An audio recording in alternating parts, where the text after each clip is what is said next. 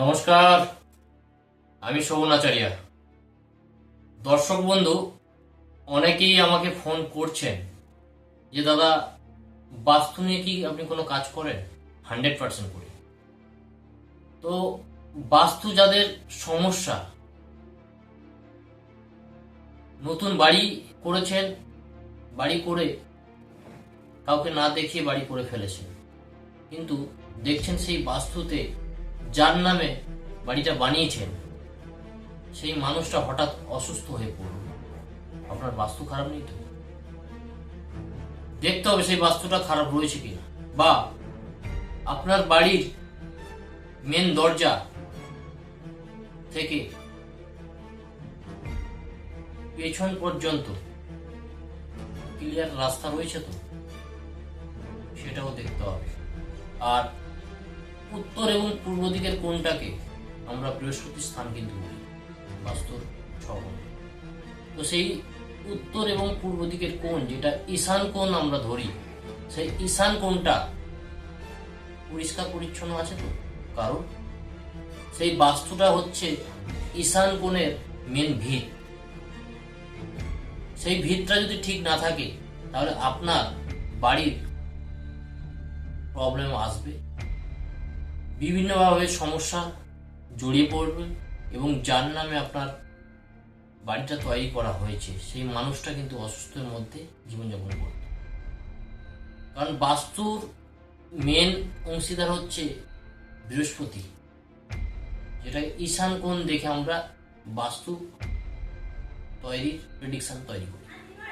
তো সেই ঈশান কোণটাকে দেবতা স্থান দিতে হয়, কিন্তু অনেকের ক্ষেত্রে দেখা যায় সেই বাস্তুর এই কোণটায় কিচেন রুম, পায়খানা, বাথরুম এবং নোংরা আবর্জনা ফেলতে থাকে। অনেকেই জানেন না।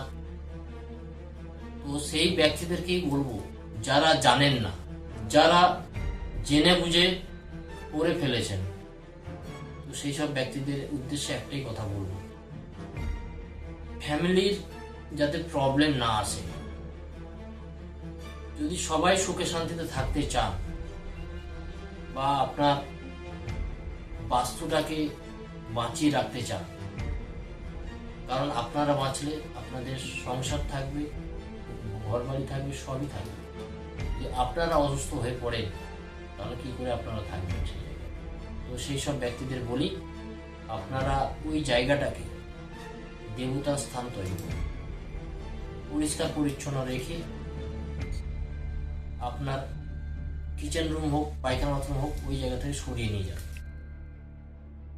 আর যারা বাস্তুর ওই জায়গাটাকে পরিষ্কার পরিচ্ছন্ন রেখেছেন তাদেরকে বলবো একটা ছোট্ট টিপস। প্রত্যেক দিন ভোরবেলায় ঘুম থেকে উঠে 1 গ্লাস জল, সঙ্গে একটা তুলসী পাতা, একটা ছোট্ট লেবুর টুকরো, সঙ্গে একটা কর্পূর, তার সাথে একটা বেলপাতা, ওই জলের মধ্যে থেতো করে ওই জলটা ভালো করে গুলিয়ে নিয়ে ওই জায়গায় ঢালবেন। ঘুম থেকে উঠে ফার্স্ট কাজ। এবং আপনার বাস্তুর বাড়ির মেন দরজা, যেদিক দিয়ে আপনি কাজে বের হন, সেই মেন দরজার সামনে ডান দিকে জলটা ফেলতে হবে। কি জল সেটা? গঙ্গার জল। গঙ্গার জলের সাথে কি নেবেন? কর্পূর, সামান্য আতপ চাল,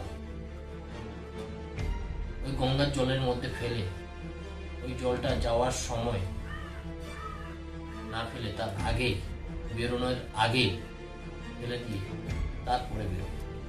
দেখবেন আপনার বাস্তুর জায়গাটাও খুব ভালো জায়গায় তৈরি হবে, এবং আপনি কাজের জায়গায় ভালো কিছু রেজাল্ট করতে পারবেন।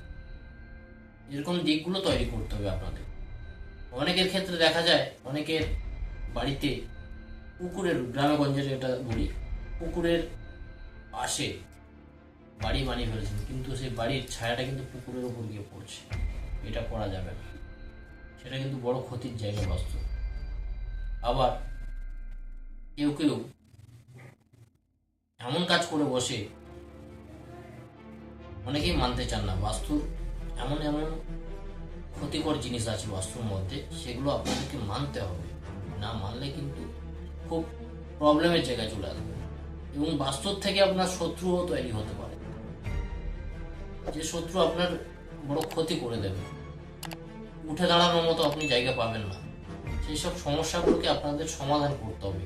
আর যে টোটকাটা দিলাম ওই টোটকাটা প্রয়োগ করে আপনি চলুন, আপনার কিছুটা সামান্য কাজের জায়গাটা তৈরি হবে এবং বাস্তু কিছুটা হলেও নেগেটিভ এনার্জি থেকে মুক্তি পাওয়ার জন্য পজিটিভ এনার্জিতে যেতে পারবে। নমস্কার।